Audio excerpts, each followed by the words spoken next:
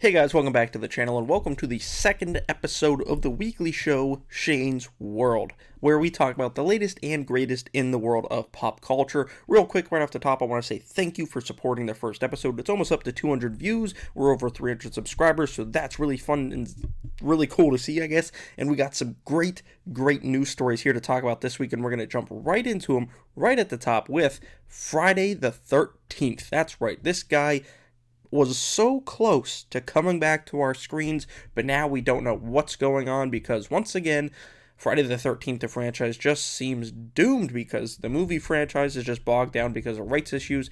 And then we had this TV show that was in the works from A24 and Brian Fuller, who did the Hannibal series, which that sounds like a great team to me. And it was coming along. It was it was supposed to start shooting here in like 2 months, I think, maybe a month and a half or so. It was supposed to shoot this summer and then premiere like early next year. But now A24 has decided to retool it, repackage it. Brian Fuller is no longer on the project. Kevin Williamson, the writer of Scream, he wrote an episode, and now that's scrapped, and they're going to retool it, and I'm not sure why. I'm very curious. I know people that have read some of the scripts, and they said that it was very good, a very cool reimagining, a retooling of the Friday the 13th mythos. And I'm very curious as to why they changed it. I'm curious if it's going to become more like the Friday the 13th movies, if it's going to be like a 10 episode, hunt of Jason hunting down, teenagers at the camp, which, I'll watch it, but I think, you got to dive in if you want to keep people for more than, an episode or two. I think that works for a movie, but 10 episodes of a TV series, I don't know. This news is just a bummer because I was like so excited that we were probably less than a year away from finally getting some new Friday the 13th content because it's been 15 years. 15 years because they can't get the right stuff handled in the court of law. It's gotten close a few times. We've gotten close to a few film starts, and then it just gets bogged down by all this shenanigans. And I gotta tell you, if anyone important's watching this, Jason Blum, if you're watching this, my man, I have a really good idea. I will write the script right now. You email me, I'll write the script right now, and we can talk business. We can talk business. I got a really cool idea if they would just get these freaking rights issues out of the way. So, what do you think? Do you think we're ever gonna see Jason on the big or small screen again? Him and Freddy, all these horror icons are back in a big bad way. Michael Myers has gotten his time to shine. Chucky's TV show's a blast. Leatherface is getting his time in the sun with the video game and the Netflix movie. Ghostface is back. All these characters are back in pop culture again, except Freddy and Jason. Like, are these two ever going to get to come back? We'll have to wait and see. But let me know what you think of that story down in the comments. Now, speaking of great TV shows, one of the greatest TV shows of all time, in my opinion, possibly my favorite TV show of all time, is The Office. This show right here. And it looks like we are getting a new show set in that same world. It's going to be coming to Peacock, which of course is where you can stream The Office now, and it's going to be coming from the creator of The Office, the American version at least, Greg Daniels and his team that made The Office, and it's going to follow the same documentary crew that, was at Scranton at Dunder Mifflin. They're going to go to a, independent paper company and follow around its volunteers as they try to keep the paper business afloat. And I think that's a really cool choice, still dealing with paper, so that way, possibly we could see some characters from the OG Office pop up once in a while trying to sell them some paper. I think that'd be cool to see. And Donald Gleason has been cast in this as what I assume is the lead, and I love Donald Gleason. Speaking of The Office, he just starred in a show last year with Steve Carell called The Patient.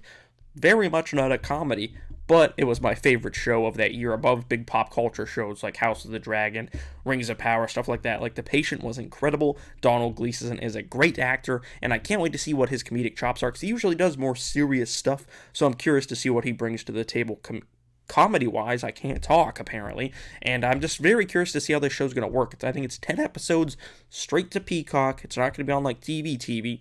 I'm very excited about this. I think this was probably the better route to take than, trying to bring back some of the cast and redoing The Office again, because I don't think you could get, like, Krasinski or Carell or even Rainn Wilson, probably. Like, I think you could probably get, like, Jenna Fisher and them and, like, the rest of them, Ed Helms. Ed Helms needs to work at this point. Like, he hasn't been in much lately, but I think, and you could get, like, the B cast, but I don't think you get those heavy hitters back, so I think this is a good way to continue The Office, and if characters want to pop up from time to time, they can.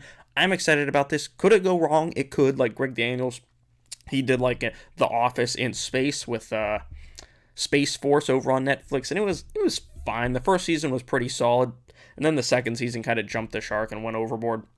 That show starred Steve Carell, so hell, maybe he could have gotten him back. I don't know. Maybe we'll see Michael Scott back after all. But The Office is returning in some sort of fashion. We'll have to wait and see when it premieres. Hopefully it's next year on Peacock. Speaking of Peacock, we got some TV renewals, but before we get to that news story, make sure you hit that subscribe button. That's right. You thought I forgot about it at the beginning, but I didn't. We've waited until this point in the video to do a little commercial break here. Hit that subscribe button and hit that like button so this video gets more traction and we gain more subscribers as we're officially on the road to 400 subscribers. We've passed the 300 threshold. Now let's get to 400. Now let's jump back into the news.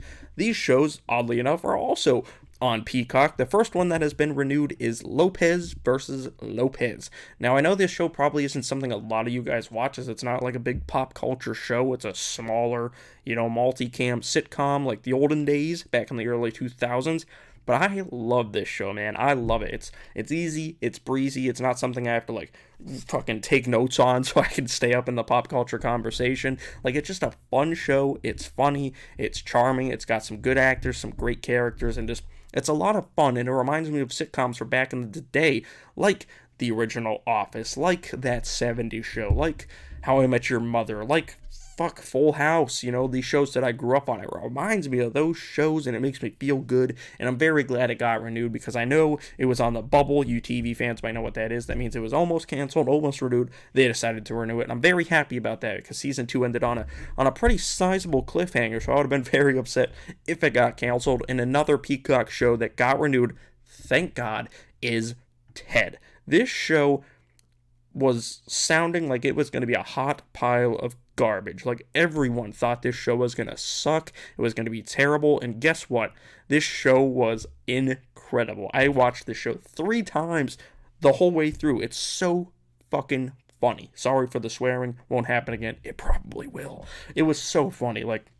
Just seeing John and Ted's relationship really start to form in their teenage years. It was so great. The dad, what is the dad's actor's name? Seth Gillian, is that what it is? He was on the ER. He was on ER back in the day. He was on the Orville. He's been in some great stuff, and he's so goddamn funny in this show. The cousin is really great. This whole show should not have worked, but it works so well. It's such a funny show. If you haven't seen Ted, it's such an easy watch over on Peacock. Go check it out. One could argue it's even funnier than the first movie. It's so goddamn funny, and I'm very happy it is coming back for a second season over on Peacock. Look at Peacock just cleaning up with the funny TV shows. Now, jumping on over to some more TV. It's a very TV-centric episode. Now, we're going to talk about some football. You ready? We're going to talk about some football. Mama told me not to talk about no foosball. We're not talking about no football, but we are talking about this guy right here. The Kansas City Chiefs own Travis Kelce, Mr. Taylor Swift himself, because he is coming over into our world. He is going to do some pop culture-y things, as he has been cast in the newest Ryan Murphy show called Grotesquerie. I think that's how you pronounce it. I don't know. I think so. I think you can kind of see it there in the background of the picture, and it's going to be coming to FX, and it's starring Niecy Nash, so that's a big plus right there. Now, I don't know how big of a role he has, probably an episode or 2. I can't assume he'll have time to film a whole season of a show between NFL seasons and going to Taylor Swift concerts, but I'm excited about this. I don't know if he can act or not, but I'm excited for this show, because Ryan Murphy, American Horror Story, this last season that just wrapped up, was a big letdown. It was, admittedly, huge letdown. Big, just snooze fest, in my opinion. But before that, Ryan Murphy was kind of on a roll, because the last season of American Horror Story, what was it? New York City, is that what it was called? It was great, nonetheless. It was probably my favorite season of the show thus far. The Dahmer show was insanely good and insanely gross and creepy, and I think that's what this show is going to kind of bring to the table as well. Niecy Nash, of course, from Dahmer, going to be the lead in the show, as she deserves to be. And now Travis Kelce joining the cast. I assume he's going to get murdered or do some murdering himself. It would be hilarious if Taylor Swift made a cameo on the show, and got axed by Travis Kelce. That'd be pretty funny. I don't know much about this show, but it has definitely jumped up on my radar, and this announcement definitely put it up there even farther because Travis Kelce, you like football, you don't like football, he's definitely like an entertainment personality at this point. He's hosting, I think, like a reboot of Are You Smarter Than a Fifth Grader over on Prime, so he's definitely diving into this world. So after he's done with football, he can act and do all these stuff. I hope he's great because I do like him. I listen to him and his brother's podcast all the time. I think they're funny, I think they're charming, and I can't wait to see what he brings to the horror realm over with Ryan Murphy on Grotesquerie. I still don't know if that's how you pronounce it. Now, we're going to talk about the co-main event of this episode of Shane's World. It's two news stories about the same movie. Marvel Studios' upcoming film Fantastic Four. The first piece of news is that John Malkovich, one of the legendary actors working today, one of the craziest actors working today, has joined the cast in an unknown role. Now, I don't know who he's playing. I think it would be funny if he played like the mailman at the Baxter Building. A lot of people thought that might be Paul Walter Hauser. I do not think that's the case. I think it could be John Malkovich, though, or it'd be kind of funny if he voiced Herbie, because everyone expects Herbie to kind of have a higher pitch tone because he's a squeaky little robot. It'd be funny if he had like a more serious John Malkovich-y tone. I think that'd be hilarious, and I mean, John Malkovich joins anything, it gets me excited. He was also on that Space Force show that we talked about earlier in the show.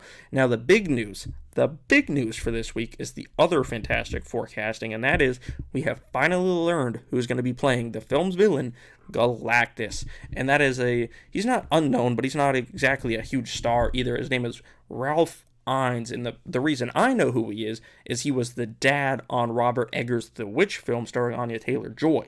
That's where I know him from, but he was also a smaller role in some of the later Harry Potter films. He just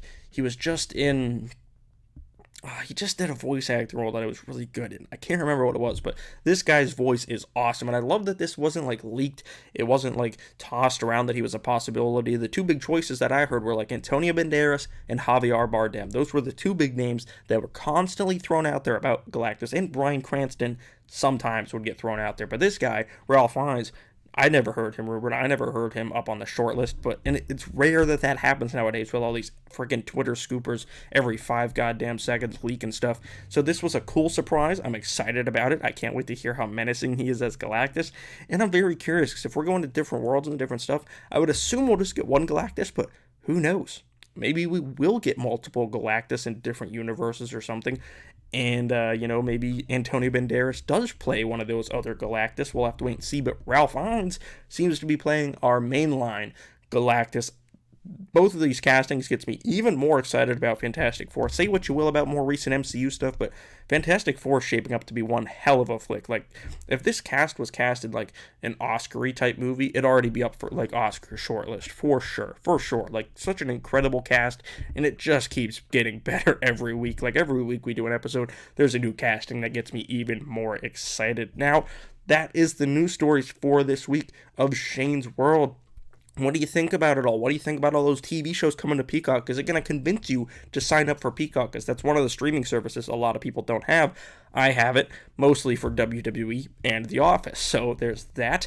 What do you think? Are we going to see Freddie and Jason ever back on the big screen? Do you like Travis Kelce getting into acting roles? We'll have to wait and see how he does. And what do you think about this Fantastic Four casting news? Let me know all that down in the comments below. And again, make sure you hit that subscribe button and the like button on this video so we can get noticed by more nerds and we can keep building out our nice little cozy corner here on YouTube. Thank you all for watching, and I'll see you guys right here next week on Shane's World.